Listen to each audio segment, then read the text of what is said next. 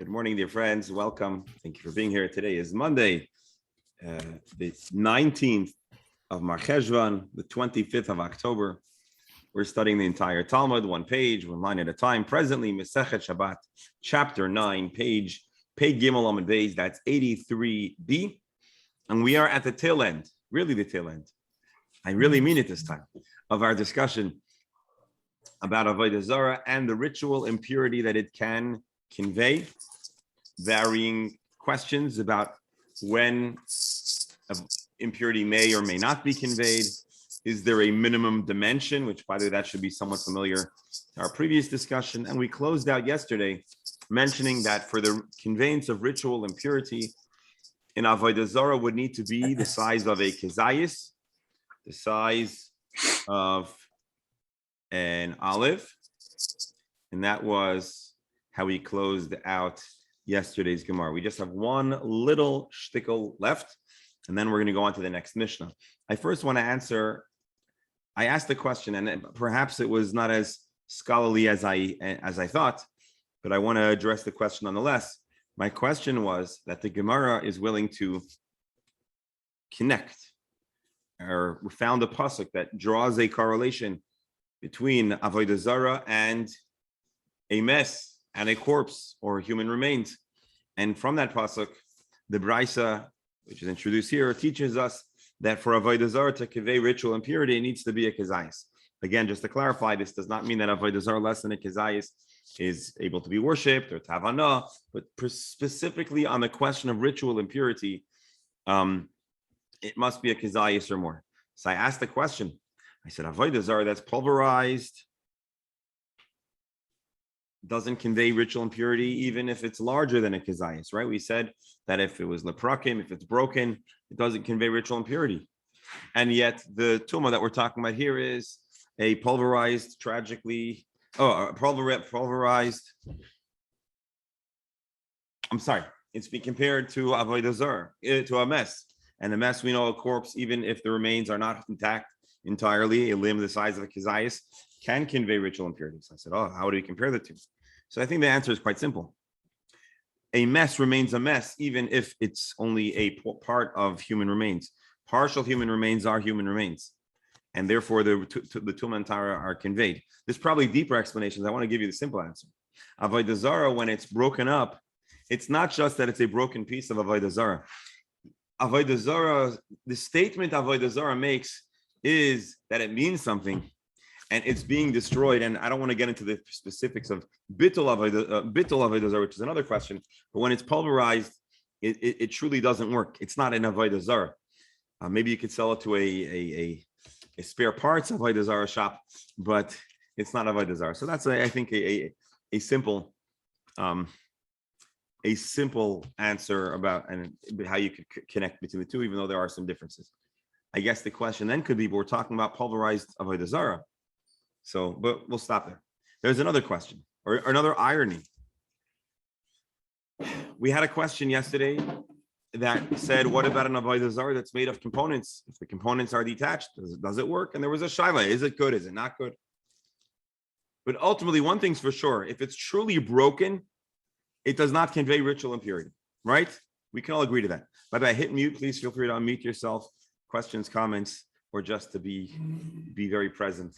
Can anyone think of a problem, a question, a challenge to the assertion that broken Avodah Zarah does not convey ritual impurity from something we learned together in this Gemara?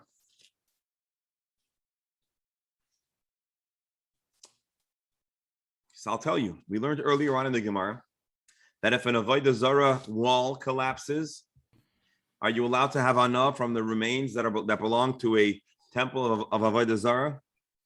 And as you may recall, you couldn't use it to rebuild the new wall. You can't use it at all. We said it's asur b'hana. I'll just scroll up. Don't get dizzy. But I'll scroll up not too far. Right in the beginning, right after the Mishnah, we were introduced to another Mishnah from Masechet Avodah Zarah. Hold on. You see how much material we covered in a short period of time? Here we go. This is the Mishnah. Mishaya Beisa Samach Lavayda Zara V'Nafa. Your house was right next to an Avodah Zara, and it collapsed, or the wall that was in between collapsed. Also live in, or your whole house collapsed, whatever it is. Also live in Isai. You're not allowed to benefit it by building the wall. So the part of the wall that belongs to you can count into the equation of distance. Again, we read this before. We don't need to rehash it. But here, Avana of Esav Afarav Mitamin Kesheretz. The wood, the stones, the wood, the earth that belong to Avodah Zarah. It's from the base of Avodah Zarah. It conveys ritual impurity. Kesheretz. Shenamar Shakes the Shaksenu, and Rabbi Kiva disagreed. That was the good. So here we have a statement clearly that although the wall collapsed, it's broken, it remains an effective conduit for impurity. And by Avodah Zarah, we said that it does not convey ritual impurity if it's destroyed. What do we do with this? Any theories, any thoughts?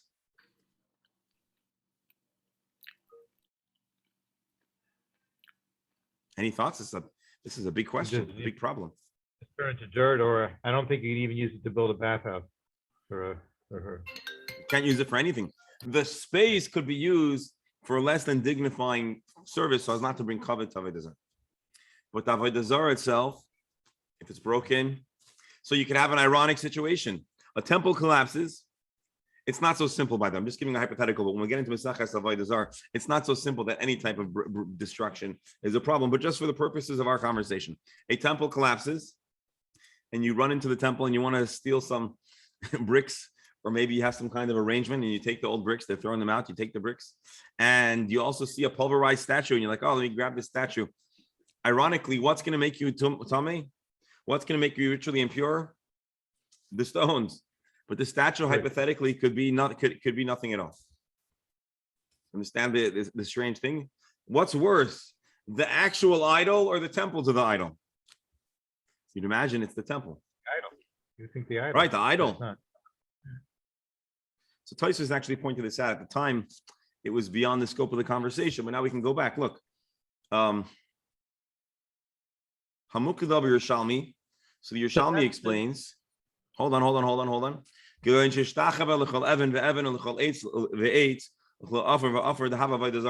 just to point out, there is a perspective. This is not how we learned it, and I do not believe this is not how Rashi taught it to us.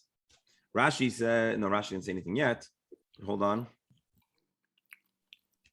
Suffice it to say, there is an opinion, there is an interpretation on this Gemara.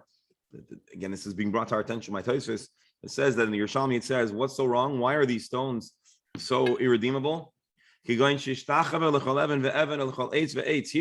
these were not simply stones or wood that serve Avodah Zarah, but they also in some way are actually being worshipped. Here, every stone has been worshipped independently. So maybe the wall broke, but the stone has an independent and individual problem. That's what Tosfos here explains. Now, I just want to, I'm not sure, I don't think everybody agrees. I know that not everyone says that. Rabbi? Mm-hmm. Is this, it's a long shot, but is this a possible heter for being able to go into a museum and look at artwork regarding things that we wouldn't be able to go to the actual real statue, the real Avodah Zarah? Right. So I'm a little wary to weigh in on this, just because it's a big subject, and there are many articles and many shalot teshuvot about exactly if you can go to a museum and if there are any restrictions. And I certainly don't want to ruin anyone's travel plans going to Italy or whatever. Suffice it to say, much of the medieval artistic talent went to decorating churches, houses of worship, and much of the art was of Jewish. I'm sorry, not Jewish. There are many Jewish artists that were involved in the creation of that art, but much of it was religious motifs and themes that were not very Jewish in their orientation and their beliefs. Rabbi. Yes. Rabbi. But so I just, before I leave the doctor, So suffice it to say, there are questions, there are shailot. I think it's very good to bring up the question, but I think it wouldn't do justice to the answer to give any kind of answer. Suffice it to say, there are varying determinations of these items. If it's a function, or to bring kavod avodah zarah, does that endure today? Suffice it to say, there are many quote unquote Haredi people that would not visit a chapel or an explicit house of worship. But many of the art museums as well have also these kind of things, and so there's a lot to discuss. And there are many halachic articles and discussions about it. And it is of course an interesting subject. So Be'ezer Hashem, stay tuned, because when we get to Maseches Avodah Zarah, we're gonna have a lot of fun. Reb Beryl, go ahead. No, but the common sense would dictate that it's the idols, because people are not worshiping the building. And if you look at the Muslims, their buildings are completely undecorated inside. It's one big hall with a carpet or whatever. So that's exactly what I'm. That's exactly what I'm. Tosfos is hard to understand. No, on the contrary, Tosfos is saying, if I understand it, the way I read Tosfos to you is saying as follows: it doesn't make sense that we should treat a temple with more stringency than Avodah Zarah itself, which we all agree with. I think that's really your question. How could we be treating the temple with greater stringency and severity than the idol itself? And so Tosfos is saying, possibly, Reb Beryl, you're right. Maybe, and this is not going to be the final answer, but maybe you're right. A temple, when it's broken, should not be problematic.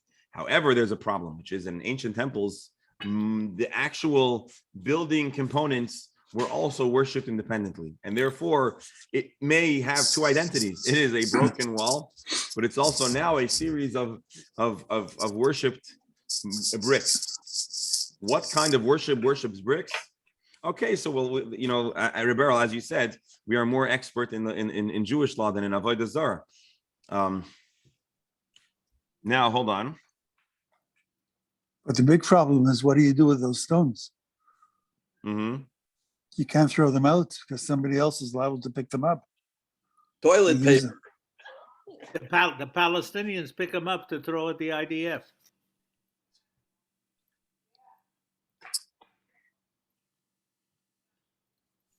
Suffice it to say, there's a lot of scholarship here. I wanted to draw your attention to this question because it's such a good question.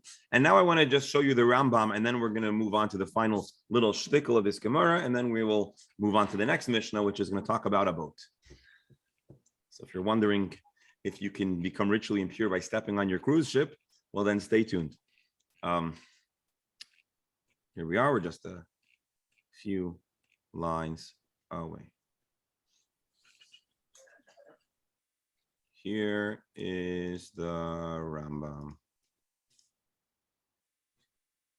Let's read. This is really the first halacha that the Rambam writes on the subject of Avodah Zarah. And so join me on the side of the page here. And it's also a fitting conclusion to our section. Tumas Avodah Zarah Midivrei Sofer. The ritual impurity associated with Avodah Zarah is rabbinic in nature. V'yesh la remez b'Torah. But there is a reference, a remez, a possible clue, a hint in the Torah, in the pasuk that Yaakov tells his sons after Shechem, right? I believe that's what it is. Hasiru es elokei hanecha asher b'seichechem. Eliminate, remove the foreign gods in your midst, v'yitaru, and then become purified. Then change your clothing. So we have a pasuk here. The Rambam says this pasuk wasn't brought in our Gemara, but just for the Rambam points out there's a pasuk that draws some kind of correlation between statues, Avodah Zarah, and purity. And there are 4 items that are part of this ritual impurity. Here they are. Avodah Zarah Atzma, the actual statue. Misham Sheha, the things that service it. V'takrei v'shala, and the items that are offered to it. The carbonis, the burnt things, the stuff that's burnt. The yain shenisnasich la, and also wine that is poured in honor as a libation for the avodah zarah. The tumas kulam edivrehem, and the ritual impurity is all derabanan. But now I need to see the halacha beis here.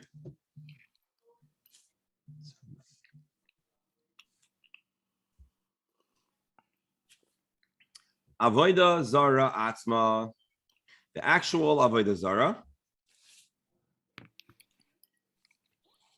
Mitama adam v'kelim conveys ritual impurity. Person, vessels, bimaga, with contact. The Rambam paskins halacha lamaisa, it does not convey ritual impurity while being carried. V'shiura kezayis loi tehei yizu chamor min ames, and the avodah zarah conveys ritual impurity with a kezayis, so that it shouldn't be more extreme than the conveyance of ritual impurity from a mess. Less than a kezayis is tahar. By the way, I'm pretty sure our Gemara left off with a teku, so it's interesting that the Rambam does not end with a suffix. The Rambam paskins in accordance to the other opinion, the opinion of Rabbi the Rabbanan, that says that it's tahar. Now here is the point. Here's really the punchline. Hold on, here's the punchline. Go ahead. Can you bring it down back again? So as far as the Rambam is concerned, I can't see the writing because you went up. Can you go I'm back? sorry. Do you see it now? I'm scrolling. No, back to where you were. There you go. So it says v'chelim b'magav v'chlei cheres ba'avir. What does it mean chlei cheres ba'avir? Just the atmosphere, or when it's a kli cheres, just the atmosphere? Yeah, something dips into the airspace inside the. It's an intricate. It's a part of the laws of Tumah that are more relevant in discussion of how a kli cheres can come mitama, but that's what it's referring. Yeah. So basically, it can become, even if it doesn't actually touch it, if it comes into the airspace, it would already convey ritual impurity. And here's the punchline. So so we're in the 6th chapter of the Rambam, Shar Avoisa Tuma, and we learned the chapter 6, Halacha Aleph, which went through the general, Beis, which went through Avodah Zarah, and now we're going to go to the 3rd Halacha, which is really what I really wanted to point out. So if you were off the tracks until now, no problem. Kol Mishamshe Avodah Zarah, all the utilities of Avodah Zarah, Kisheretz, Mitamin Adam V'Kelim B'Mag. It's like a sheretz with contact. It conveys ritual impurity, just like we read earlier. Klicheres Ba'avir. V'Einon Mitamin B'Masa, but the ritual impurity too cannot be conveyed by a kind of movement that does not entail direct contact. V'Shir Tumasam B'Chazayis. Afilu Kitzeit. Here. Afilu Kitzeit Mishamsheha. Kizayis Menakli. Even if you just cut off a kizayis from one of the vessels that are involved in serving in a utility for Avodah Zarah, mitamek esheretz, it yet conveys ritual impurity.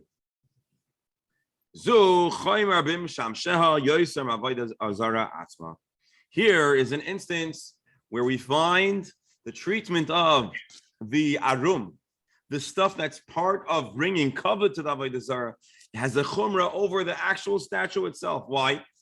Because the statue, you break off an arm, it does not convey ritual impurity. The Avodah Zarah breaks, there's no tumah. But Misham Sheha, a kizayis can yet remain contaminated, radioactive, and it can convey ritual impurity. And the same idea, and this is how the Rambam learns our Mishnah, and this is what I wanted to show you. Ubeis Avodah Zarah, a temple, Atzmoi, Avon of Eitzav Aforai, all of its materials, Mitamen B'chezayis, B'maga, Kechol HaMeshamshin. The temple is considered like all other utilities, and it remains more potent than the Avodah Zarah itself in the instance where it collapses. So the Rambam affirms our suspicion. He doesn't give us the answer. That's not really the role the Rambam plays in the Sefer of Yad HaChazak of Mishnah Torah, but he clearly underlines that which we kind of suspected after reading this text, that indeed there's a chumrah where the Mishamshin cannot become decommissioned just because they are on hold, whereas in Avodah Zarah that is decommissioned, it loses its ability to convey ritual impurity. So not necessarily an explanation, but here we have the Rambam codifying it and clearly bringing that to our attention. So there you have it. If we were going to look for an item to do further exploration, I am fairly certain that the commentaries here are Myrich. they elaborate. Hold on. 1, 2.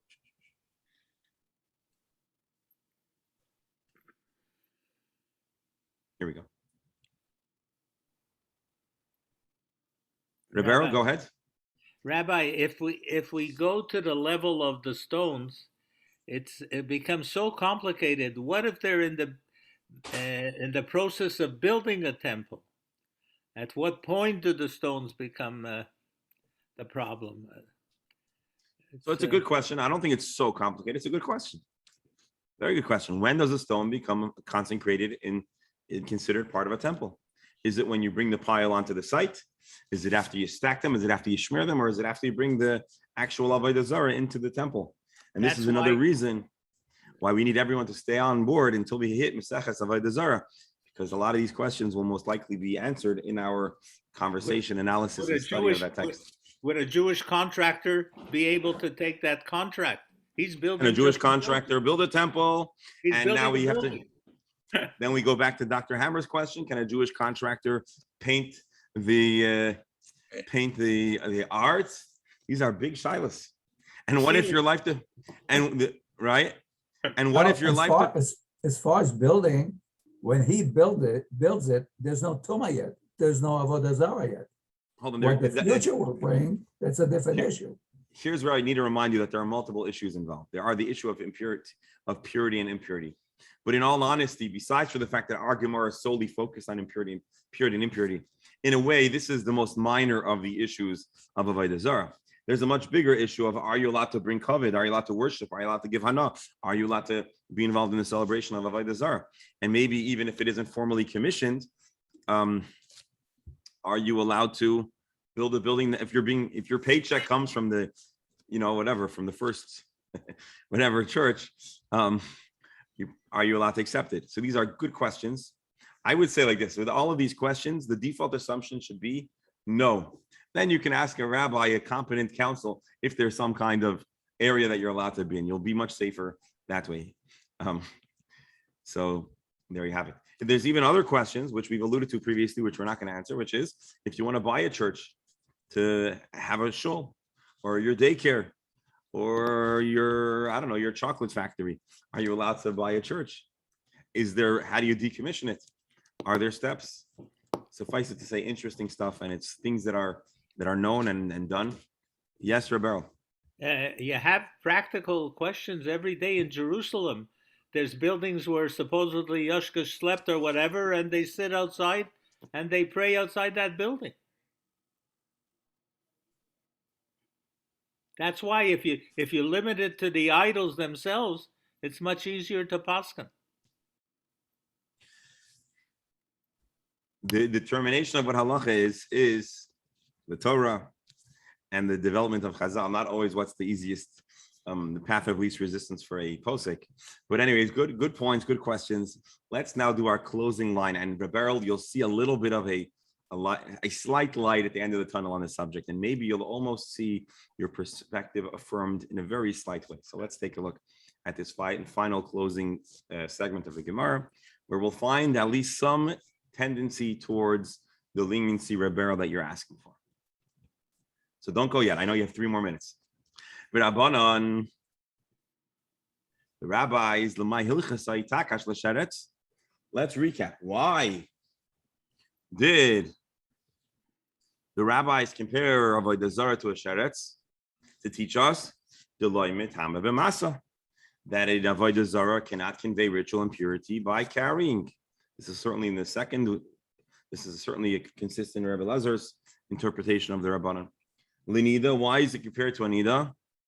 The Eina le'evarim, that ritual impurity is not conveyed by a detached limb of the Avodah Zarah. And it's compared limes to a corpse. Why? That it does not convey ritual impurity when it's the size of a lentil like a sheretz, rather the size of a kazayas. So the Rabbanan have 3 different analogies to Avodah, 3 different parts of Tumah, which are compared to Avodah Zarah. And in each instance, we extract a kula, a leniency. We err on the side of leniency. The Gemara asks, why don't we tweak it. Why don't the Rabbanan read it differently? Maybe each of these comparisons allow us to introduce stringencies. And what would those stringencies be? Why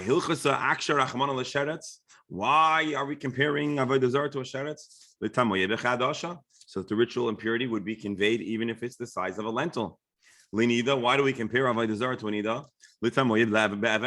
To include the stone that we spoke about with clothing underneath it, that even though there's no movement, it still conveys ritual impurity. And why is it compared to a mes? To say that even if you're under the same roof, if you're in a museum and there's a statue there, maybe even then the ritual impurity should be conveyed. So here is the line, Rebel, that I suspect you might enjoy seeing. Ultimately, the ritual impurity of Avodah Zarah is not biblical in nature. This is a rabbinic enactment. In such an instance, we have two options: l'kula and l'chumra. L'kula makshinan, l'chumra le'makshinan. So when we're going to have a hekesh, we're going to have some kind of comparison. We're going to err on the side of leniency because it is ultimately the Rabbanan. Let's read Rashi really fast. The Rabbanan. All of the hekesh, all of the psukim that create a correlation between Avodah Zarah and different forms of ritual impurity are really not explicitly biblical. They're the Rabbanan. Smachta ba'alma, v'shakes v'shaksenu lav lashon sharetz ma'amishu, el ikakro lechanois lo Hashem l'ginai asa. So ultimately, it's the Rabbanan. Now, interestingly, Rashi calls it Divrei Kabbalah. Usually, the word Divrei Kabbalah means it's from the Nevi'im. It has an extremely profound and significant strength, not simply like a Rabbanan. So it sounds like Rashi is trying to say that although it's not deraisa, but it sounds like Rashi is trying to remind us that this is has very strong standing, but yet we err on the side of leniency.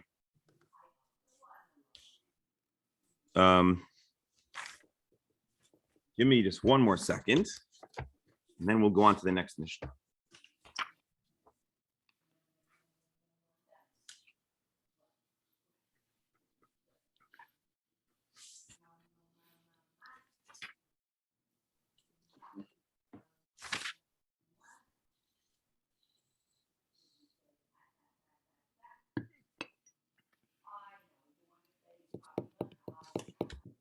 Oh, I'm sorry. It's actually even stronger than that. All the psukim that we introduced here, Rashi says, Rashi uses the word Divrei Kabbalah. So I said Divrei Kabbalah comes from the era of the Nevi'im. But I think what he's saying is that the psukim that we connect to are not in the 5 books of Moses. They are psukim from Nach, from Nevi'im and Ksuvim.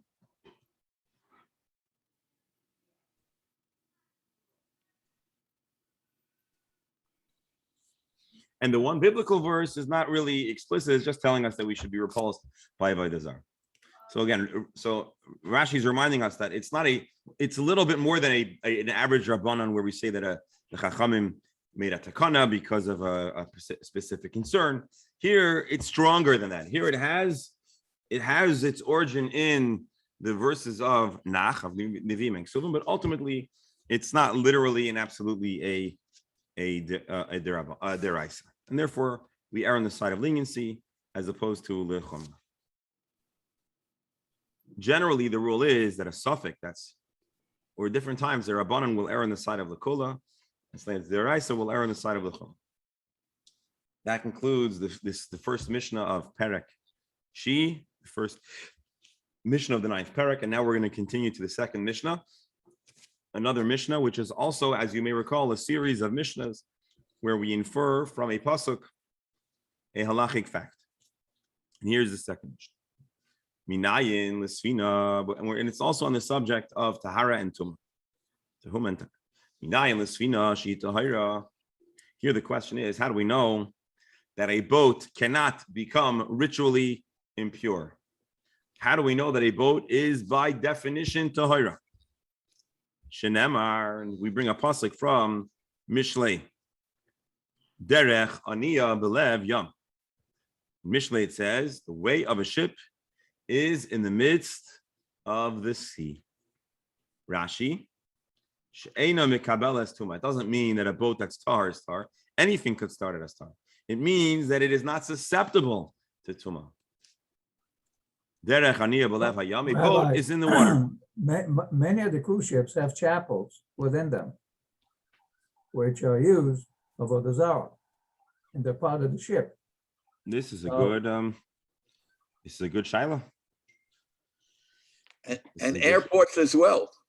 Yeah. So I guess it's a good shaila. I don't think we're saying that you cannot become tamei on a boat, but the ship itself cannot become ritually impure.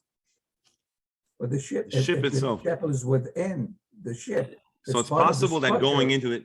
Yeah. So we're not saying that. But you talked about it being under a roof. This is even closer. What's on their roof? We had that as a proposal.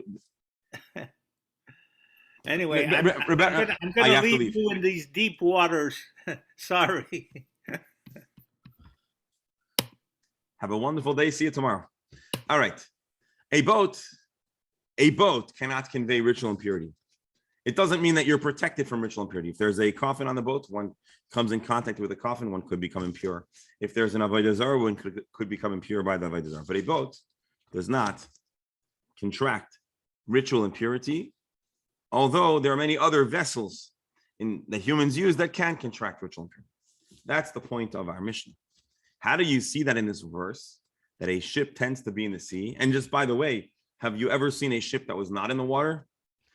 I mean, I'm sure you've seen a ship that's not in the water, but most ships are created for the purpose of traversing the seas or the rivers. So let's see Rashi. Belev yam, harehi kiyam. It has the treatment of the sea. The sea cannot become ritually impure, and a boat cannot become ritually impure.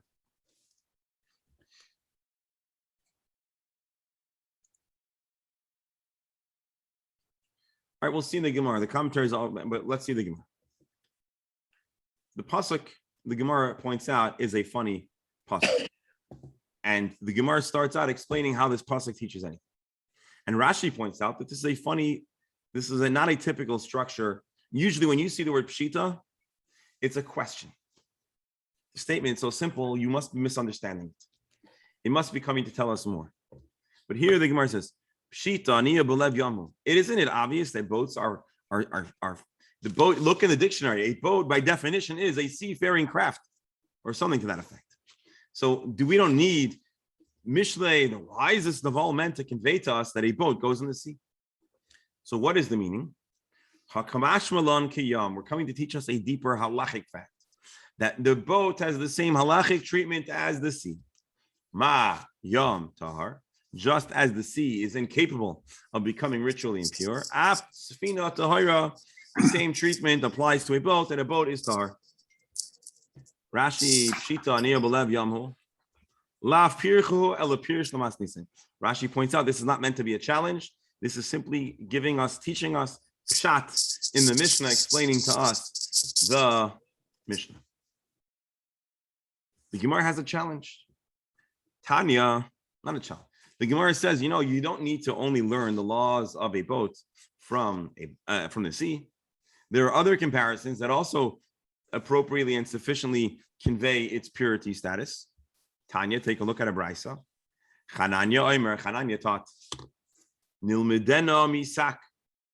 We can infer the status of a boat regarding ritual purity from a sack. What is a sack? A sack. Masak metaltel moliverekon. Just as a sack can be carried, whether it has the stuff it's intending to carry or not. Afkol metaltel moliverekon. Similarly, any vessel that can be carried while full or empty. The exclusion of a boat which cannot be carried when it is full of wares. Let's read Rashi and let's see if we can make sense of this statement.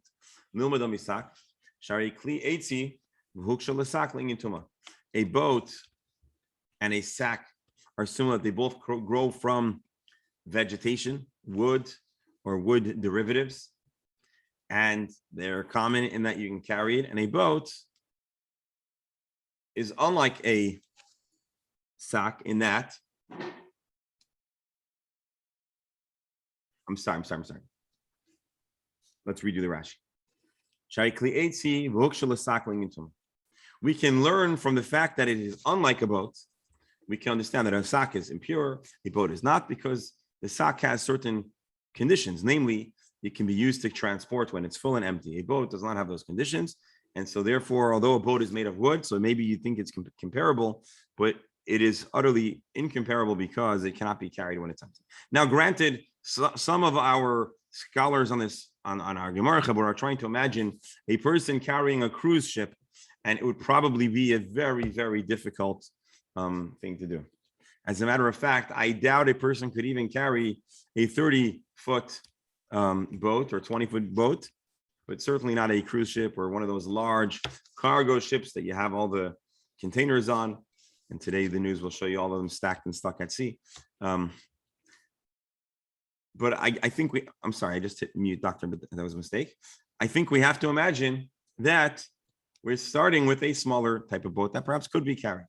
But when it's laden with wares, it becomes too heavy, or, and the Gemara is going to explain more, or it would simply not be a reasonable thing to carry a boat full of wares. Okay, so now the Gemara says, okay, I have two sources to teach me that a boat cannot become ritually impure. One source is the sea. Our Mishnah says that there's a pasuk that compares a boat to the sea. The sea cannot contract ritual impurity, same thing with the boat. And then there's a brisa that says that we know that a boat cannot contract ritual impurity because it is missing one of the essential criteria that would make a boat ritually impure. Because a boat is a wooden vessel. Again, maybe today the boats are made of other materials, and the Gemara will get to that soon. But a boat is a wooden vessel. And there are certain criteria for when something made out of wood is considered a keli that can become ritually impure, and a boat does not meet the criteria, therefore it cannot become ritually impure. Those are the two proposed sources to understand that a boat cannot contract ritual impurity. My beinayu, is there any difference? Is there any substantive difference if you decide to learn the laws of the purity of a boat from a sack or from the sea? The Gemara answers, absolutely there is. Ika beinayu, svina shel cheres. A boat made of an alternate material, not wood. Why? We'll see in a moment.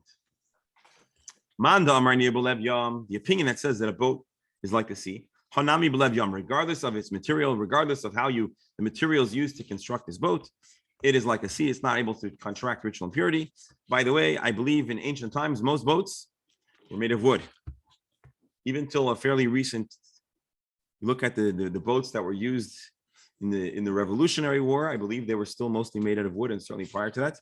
In the Civil War, I think we already have steamboats and boats made of more solid materials. And even those, I think, were mostly not used at sea. I think those were more river boats. And I may be wrong. I've never done an extensive study or survey of boats in American history or the world history for that matter. But I believe that until pretty recent times, most boats were made out of wood. It's probably the most reasonable materials.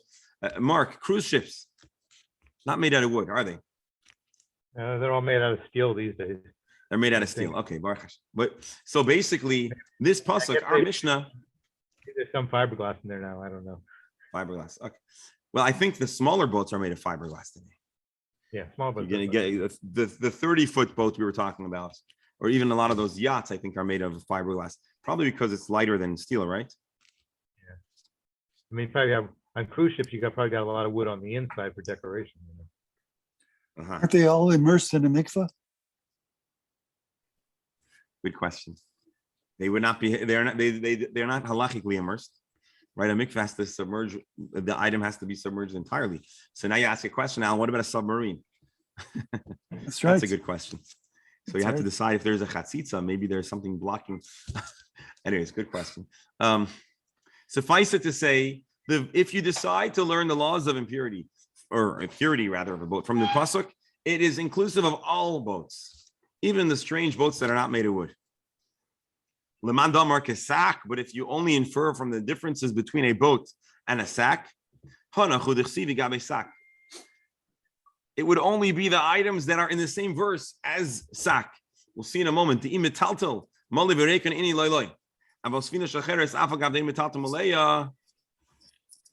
So basically, there is a pasuk.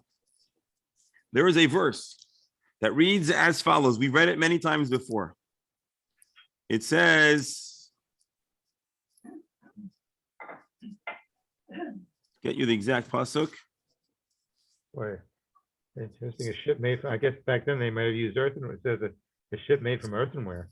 I don't think they had many ships made of earthenware. I think they were trying to think of the other solid material that one could plausibly fashion something, and it would have been earthenware.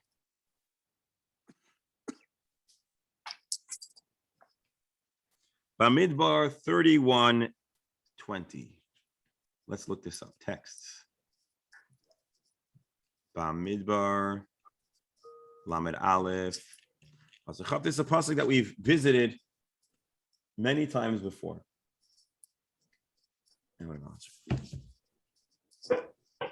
This is in the story of when the Jewish troops returned from their conquest in Midian, was it? I'm sorry, yeah. Midian, and they returned with stuff, and they were told that they were admonished for bringing back people. And as far as the stuff they brought back, it had to be purified. And the pasuk states as follows. Vichol beged. Is this the pasuk? Or am I mixing up psukim? No, there's another pasuk that says Vichol beged. We had it a number of times previously. I'm mixing up. Hold on. We'll keep this pasuk open, but we're going to need another pasuk too. So bear with me again. Now we're going to have to go to Vayikra 11:32. Okay, now hold on. So now we have the two. Here we go. This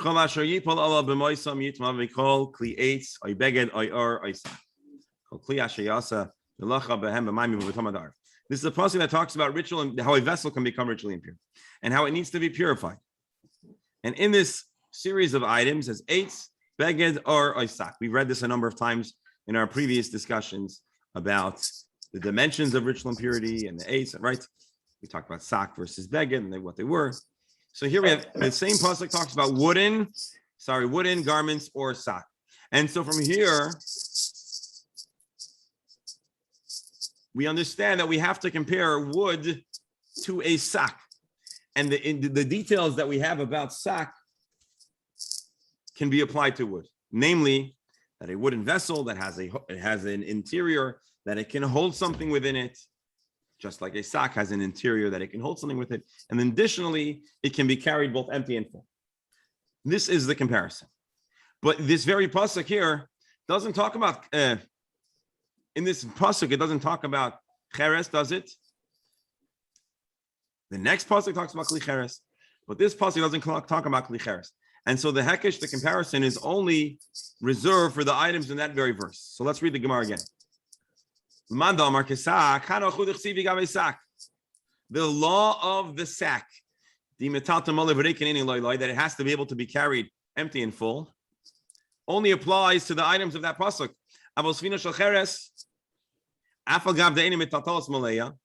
A boat made of earthenware, although it cannot be carried when it is full, but it does not get the leniency inferred from sack, and therefore it would be ritually impure. So the Gemara asked, is there a difference of where I infer the laws of the impurity of a boat from the sea or from a sack? And the Gemara answers, there's a massive difference.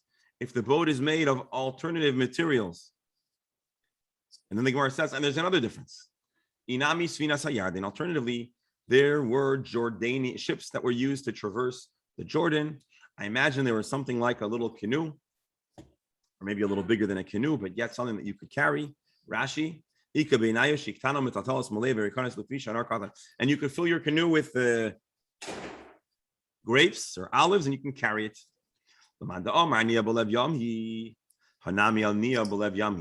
If you say that it's compared to the water, well, a little boat is also a boat that's meant to be in the middle of the water.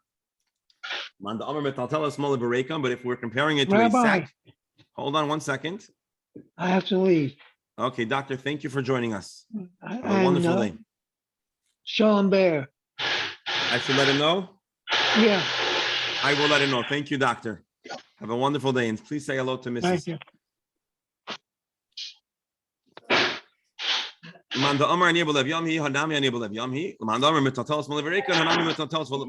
So if the issue is the principle of the sack, well, then a small boat should be susceptible to ritual impurity. And indeed, there are those who are of the opinion that a small canoe, a small kayak, a small Jordan ship can become ritually impure because such a boat is not exclusively at sea. It can be carried, and then you put it down in the water. And therefore, such a boat can conduct ritual impurity. Period. So again, our discussion about a boat, 3 parts.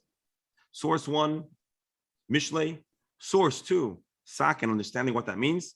And then the Gemara's question of my beinayu, are there any different distinctions? Are there any halachic differences between which source you use? And the Gemara gave 2 proposed differences. Proposed difference number 1 is if it was made of a different material, which would exclude it from the being able to infer its purity from a sack. Difference number 2 is if the boat is a small boat that can be carried, according to the Braisa, according to its inference from Oisak, it would remain ritually impure. You got a dugout canoe or another kind of wooden canoe. It's made of wood, and it's very much like a sack in that it can carry stuff, and it can be carried when it has stuff in it, when it doesn't have stuff in it. This really concludes that discussion. Now we're going to see a very fascinating comment that was exclaimed as a follow-up to this teaching.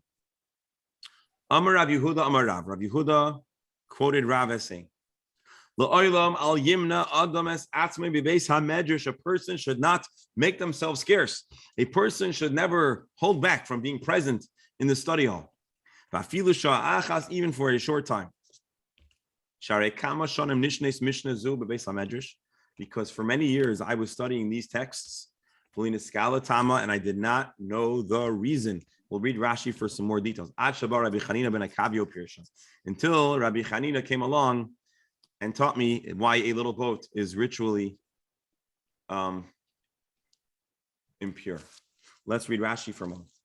Mishnah Zu. I was learning the laws of the ritual impurity of vessels. The Tani Basvina Sayarden Tameya. And the Mishnah teaches that a Jordan boat is ritually impure. But the reason was not presented in the tractate that's dedicated to teaching the laws of ritual purity and impurity of vessels. And although he said, I've known this tractate and I've studied it many times, had I been missing for the one little moment that Rabbi Chanina ben Akavya taught this, I would never know the reason why. And what is the reason why? Because it can be removed and carried on dry land full of stuff, and therefore it's comparable to a sack, and therefore it is ritually susceptible to ritual impurity. So this is a declaration that shows us the devotion that the sages of the Gemara had and the sages of the Mishnah had to Torah study, where to miss even for a moment was considered agonizing, and especially at a time where all of the knowledge was only recorded to human memory, and it had to be passed on from generation to generation. And a moment missed was a potential to miss a piece of information that you'll never have the chance to study again. Rabbi, Yes. How does it square with the story of the Yonah ship? That is, it was similar to modern ships that have all kinds of religious establishments or churches or small chapels, but we know from the stories that all the sailors had their avodah zarah with them, and they tried to use it. Okay. I'm not sure I understand the question. Did go to the ship and was comfortable there. How is that from the point of view of purity? I'm sorry, one second.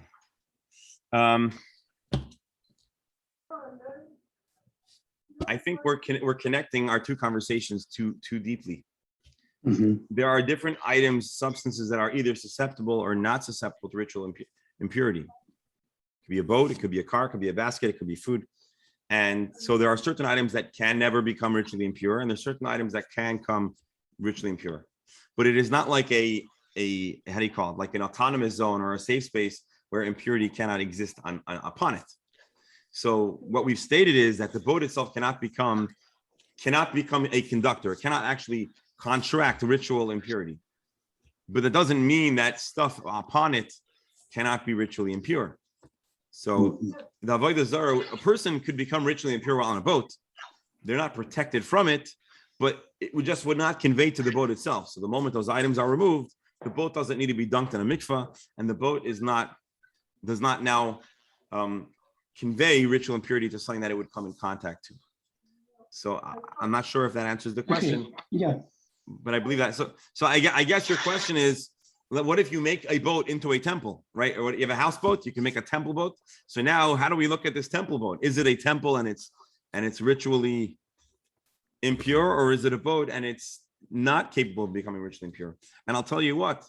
Although initially, when you asked the question and you said there was a chapel on the boat, I said, maybe the chapel is impure, but the boat itself is impure. But that is actually a question that needs some thought.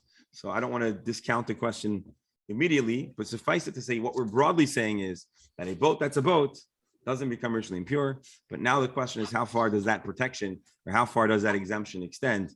And what if you decide to worship the boat? And many boats, I think many ancient boats that we think of with, what I don't know, you call them the three masts, like the ones that would travel long distance, that Columbus and Magellan and all the other famous people that were travelers traveled. So many times they'd have a statue at the front of the boat that was potentially connected to avodah zarah.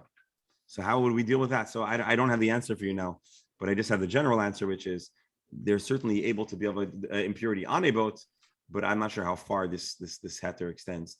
But you've opened my eyes to realize that it's a good question. So we'll put it to Dr. Hammer's 437 item list to get back to. Rabbi? Yes, doctor. So I'm putting a couple of things together. The other day, Alan asked the question about going into a taxi and there's a tselem hanging and, can you get in? Okay. And everybody, sort of suggested, what, are you kidding? Of course you get in. It didn't seem to be much of a problem. We talked about Christmas trees, which in former Soviet Union weren't Christmas trees. So it's a little bit different. But, and now we're talking about a chapel. But what I wanted to deal with, and maybe Menachem would also be interested and have experience, is with hospitals. Okay, we have a large Catholic hospital in Teaneck, and throughout the United States, there are a large number of social service agencies and hospitals run by the Catholic Church, and often you have a tselem hanging behind your bed, behind your room. Okay, so the question is, is that an issue? Because as far as I see, okay, it is not treated as as problematic. And personally, let me just say, forget not only hospitals, church basements for many years until Rabbi Tversky and others started having services for observant Jews. Were the hallmark of therapy for addiction. Oh, you mean for meetings, for addiction? For meetings. You go to AA meeting, and actually observant Jews were more comfortable doing that because they didn't expect to see anybody there, and they put on a baseball hat, than going to something run by, let's say, a federation, which might be in a shul on a, Thursday night at 10 o'clock. So I'm just saying, realistically today, I think people are pretty makil in terms of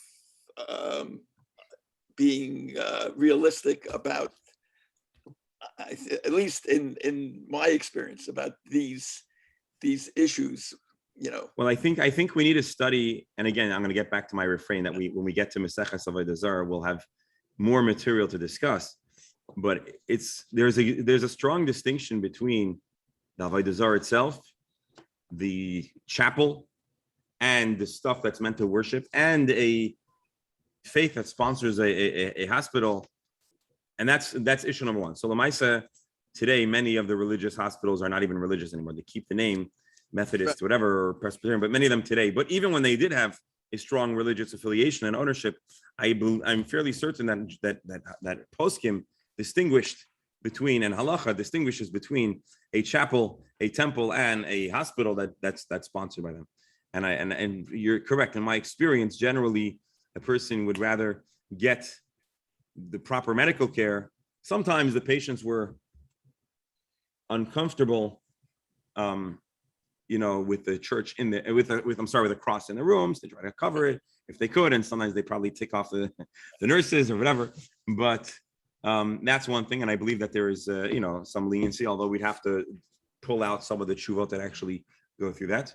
And then as far as the meetings as well, generally Jewish poskim, or I should say halachic poskim, are very inclined to accommodating and allowing for people to attend those meetings because it is understood to be absolute pikuach nefesh. And so you wouldn't be allowed to worship Avodah Zarah for pikuach nefesh.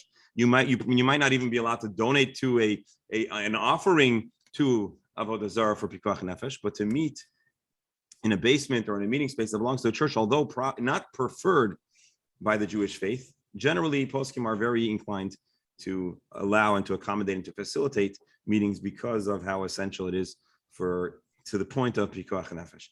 And tragically today, more than ever, many of the substance addictions really are literally and very tangibly pikuach nefesh, because as there's the proliferation of substances, there are many incredibly fatal substances. And so the point is, it's important to distinguish between absolute avodah zarah, mishamsheh avodah zarah, or to be in a basement where certainly if not ideal, but again, rabbanim are and there are many rabbanim, important rabbanim that would strongly promote and permit making use of such a space. Today, Baruch Hashem, there's a lot more awareness and there's a lot less shame, which is correct in people that are confronting addiction, and there are many Jewish resources, Baruch Hashem, and growing every day. And so today there may be alternatives and there may be preferences, but for anything that's halacha l'maisa, you have to consult with your competent Orthodox rabbi. That's my opinion. And then just to close on a positive note, we see again here the devotion to scholarship and to listening to every detail, because you never know when a key piece of information will be taught. And that's what's so special about the wonderful folks on this Gemara Shir who come day in and day out to the best of their ability, not wanting to miss one drop of Torah. So thank you so much for being here today. Tomorrow we're going to, we'll see some more interesting stuff, and then we'll get on to the next Mishnah.